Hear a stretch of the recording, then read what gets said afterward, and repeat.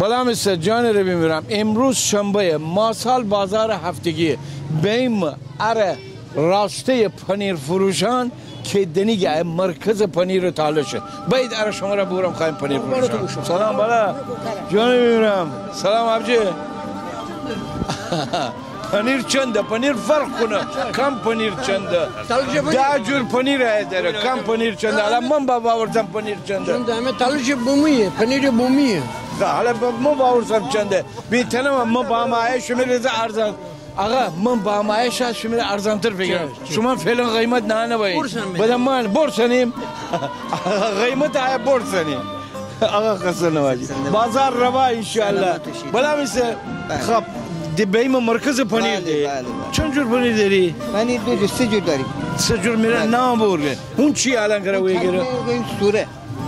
اون از همه بهتره بله لوره سوره ما هم موتال کو موتال هم موتاله هم موتاله آنچه چی آنها موتاله؟ موتاله بله دو جور موتاله عشان دیگه هم پنیر گوسفندیه 100%. 100%. الان عشان همه پنیر سیامزگی گوییم سیامزگی؟ از زنجانی آنها؟ بله خب آن پنیر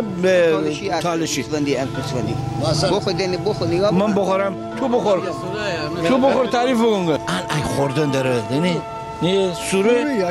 عشان مثلا پلاس فوشانی بخوری سر صبح آواز مغزی یعنی سر فوشانی انا فوشانی بخوری ای خوردن داره برشته پلای اردیگ مرانه میده بدری میگه خوش پیاز آقا سلام اول خوبه قربانش بشم کریم مرمازم کلا بنیجه می گلا تی گلا تو کلا اتو بنی که تی پیشانی بدرد نه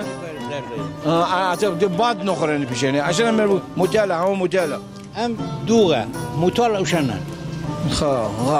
عشان پنیره هر پنیر تالش پنیر پنیر سیامزگی آقا عشان مثل که بیشتر موتال فروشه یا سوره نه بیشتر هنه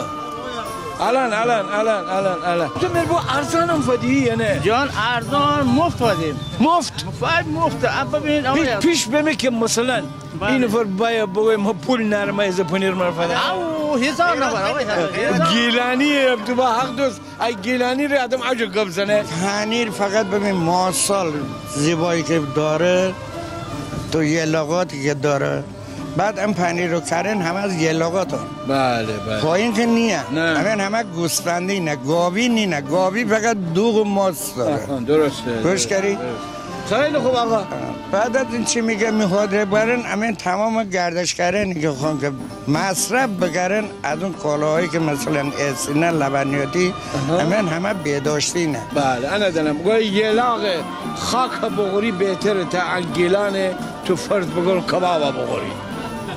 درود بر شما